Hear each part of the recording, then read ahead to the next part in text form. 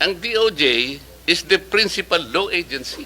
If the principal law agency of this government will not even understand the basic requirements of the law. Doon sa memorandum na sinasabi mo, Yusek, sinasabi restitution? Opo, kasama po. Sinasabi dyan? Hindi, ang word po dito ay civil and legal obligations. Understood po. Saan ang gagaling ang obligation? The law does not provide restitution in the first place. That is very simple. Least Huwag kayong specific mag-imagine ng argument, Yusek.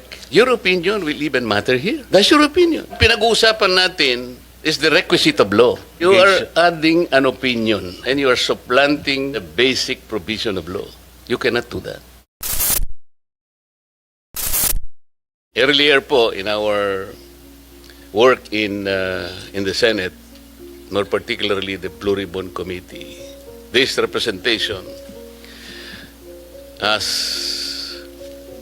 the erstwhile chairman of the Blue Ribbon Committee tried his best to get to the bottom of the investigation. We're talking about the flood control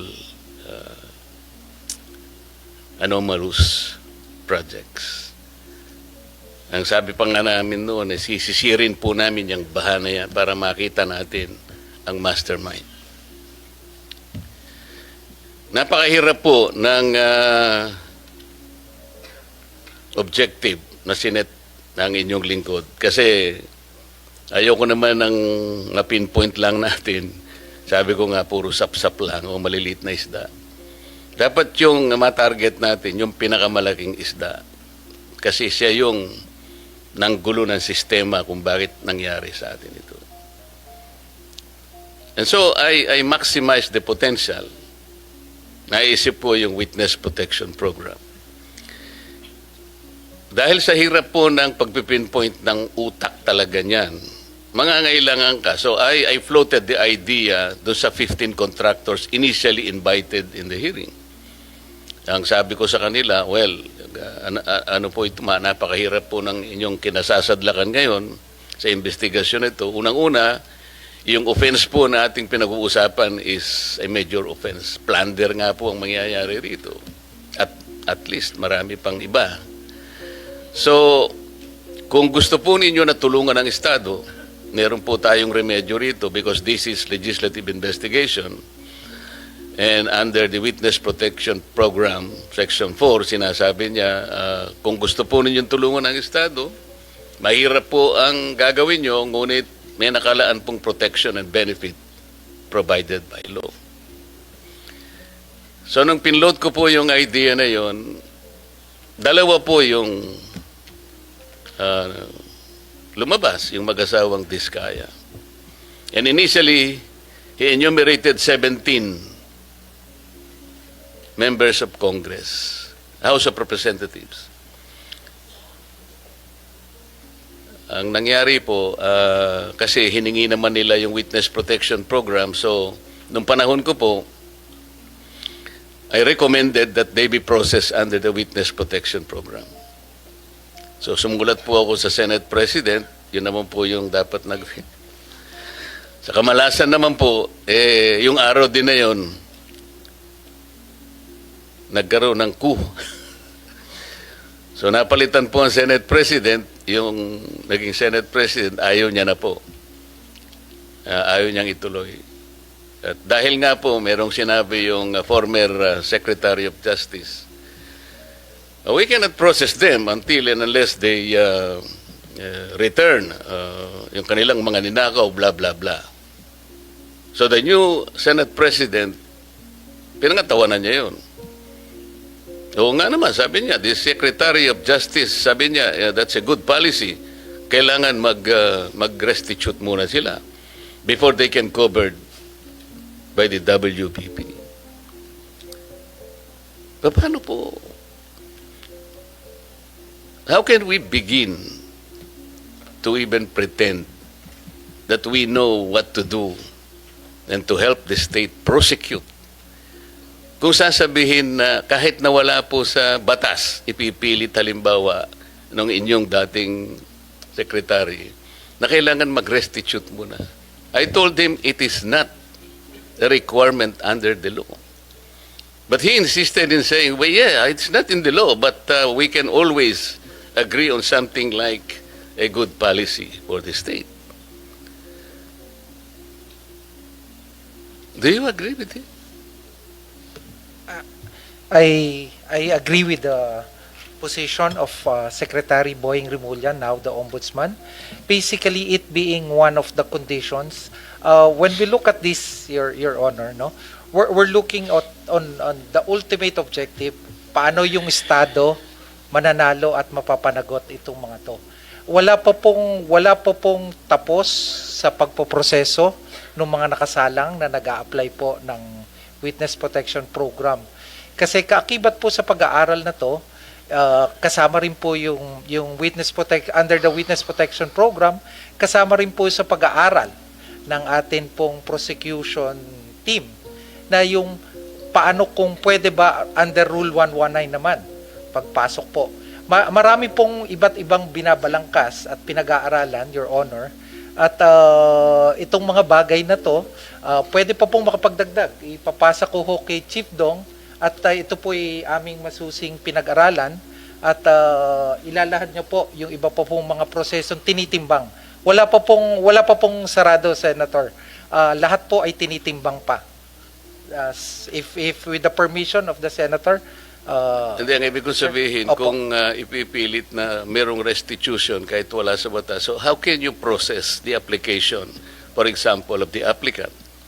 Kasi, kapag tinignan mo yung,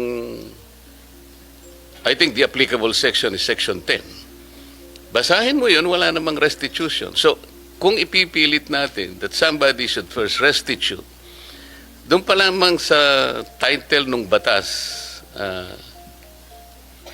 Secretary, it is all for the benefit, interest, and protection of the witness. To burden him or her with additional requirement which is not in the law, hindi ko ba intindihan? How can you agree with that? Your Honor, ang tinitingnan po dito ay yung pangkalahatan. No, I'm talking about Opo. the WPP. Opo. What pangkalahatan ang sinasabi ninyo? Ang kailangan po kasi sa dulo nito, manalo po yung Estado laban Kaya nga, mapanagot po but before you do that, Opo. you have to proceed with the process. Yes, opo. So, paano siya mapaprocess? Kung ipipilit po na mag-restitute muna, for example, ano i-restitute niya? How much? Sino magkukompute? How can it be done? Sino ang magsasabi na ganito ang dapat niyang i-restitute? Meron na bang ano? Meron na bang pronouncement? We are in the process of asking their help to identify yung mastermind. Opo. It cannot be done easily. Kaya nga natin ginamit ang batas na to help the state. Ngayon, kung kayo po pala ay mag-prescribe ng isa pang requirement which is not in the law, I cannot believe this. Ito yung dilemma namin eh. Kaya nung pinipilit niya, sabi, and ako po nagtataka kung bakit kayo rin nag-agree kayo. So ano po talaga, kayo po yung ano eh. Ang DOJ is the principal law agency. If the principal law agency of this government will not even understand the basic requirements of the law, para lamang magkaroon ng nag-a-apply pa lang yung tao po eh. Imagine, hindi man natin masasabi kung ultimately magko-qualify siya eh. Or even if he qualifies as a state witness, kung hindi niya naman nagagampanan ang tungkulin niya under the program, pwede mo rin siyang alisin eh. So, the point, Mr. Chair, is they cannot even begin to be processed under the law kasi naglalagay po kayo ng requirement which has not been included by law. Sino yung mag-explain ulit? Sabi? May I be educated on that? Yes, Mr. Chairman. I just wanted to make an attempt to reconcile the debate on this matter. there's actually no inconsistency. First, it is correct that under Section 10, the law provides for the qualifications for a person to be qualified as a state witness. Nandun po yung materiality at absolute necessity ng testimony ng tao, at corroborated po to on its material points by other witnesses, and that he is not the most guilty. Okay. Now, under Section 5, which refers to the memorandum of agreement that has to be executed between the DOJ and the potential state witness, nakalagay din po dyan yung necessary matters that should bind the agreement dito po sa Witness Protection Program.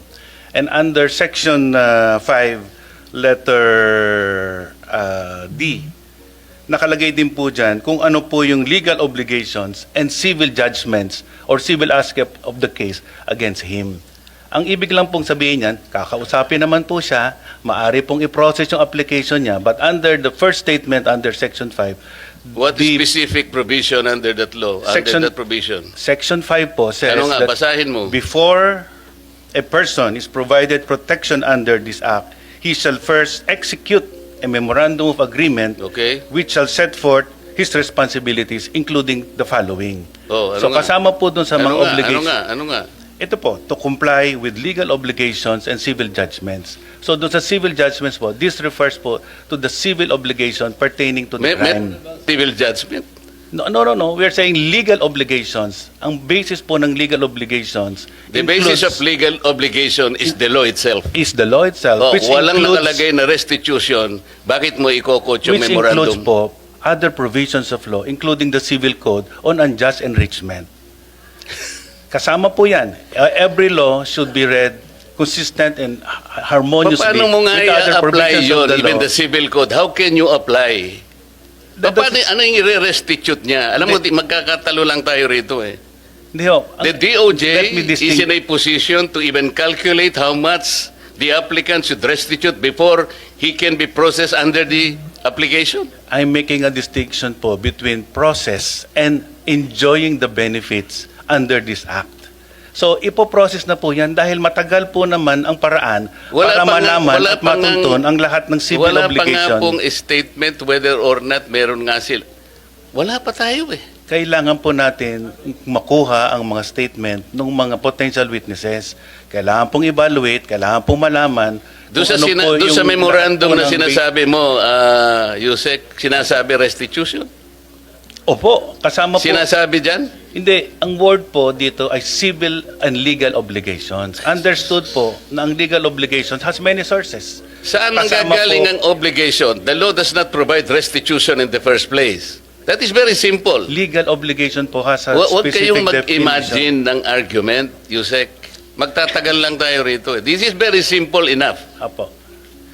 Anyway, ang sinasabi ko lang Kapag po, ka ba hindi provided ng batas, magiging reasonabling obligation under the provision you're quoting? we are saying that legal obligations is defined under You the law. cannot And legal even, obligations you includes cannot unjust use, enrichment. your opinion will even matter here. That's your opinion. Ang pinag-uusapan natin is the requisite of law.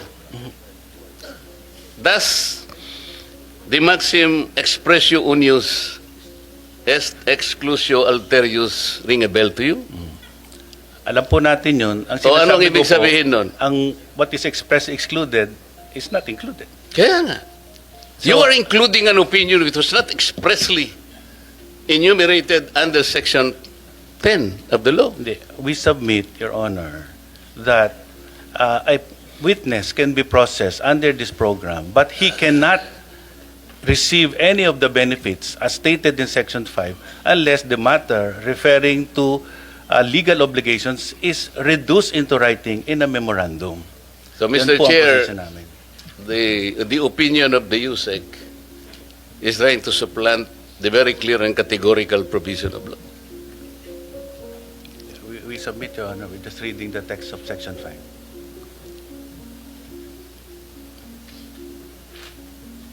Your Honor, may I also add, we are trying to get to the bottom of the You are investigation. adding an opinion and you are supplanting the basic provision of law.